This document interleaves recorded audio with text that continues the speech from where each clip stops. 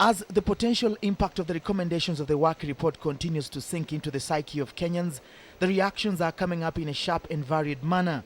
Agriculture Minister William Ruto's take on the report is simple and clear. The Waki Commission have done a shoddy job. They have basically run away from the job for which we set up the commission to do. They were supposed to investigate the post-election violence.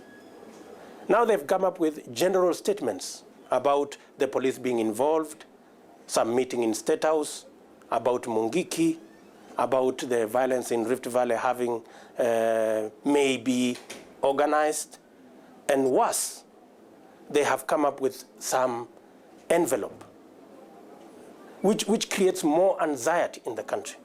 The minister is particularly unhappy with the decision to categorize some people as suspects who should be either tried by a tribunal or through the International Criminal Court. And really, I think the recommendations they are making are not well thought out.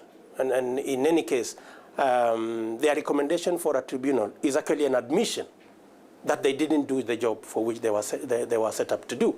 And even worse, the creation of some envelope to create unnecessary anxiety and to discount even the names in that envelope that they are not necessarily guilty is a serious admission of failure by the Commission to discharge their responsibility.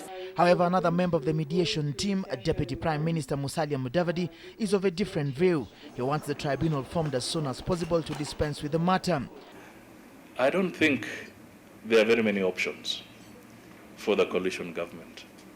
Set up that tribunal and deal with the matter because it's within your jurisdiction. Perhaps you can also fit into that law, that statute law, some mechanism that can provide for that perhaps limited amnesty or pardon. But Ruto's contention is that while classifying some people as suspects and yet the commission did not have sufficient evidence, the Waki Commission flouted the constitution. A tribunal that requires persons to be held as guilty until they absolve themselves as innocent is a commission that requires the amendment of a constitution.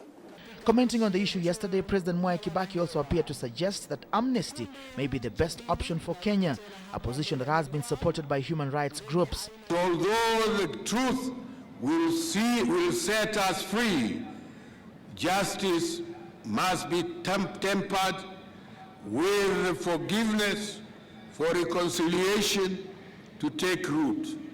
Kenya desires mercy at this time, not necessarily justice, although we are not opposed to justice. When we talk about truth, justice and reconciliation, we are talking about justice, but we are also talking about reconciliation.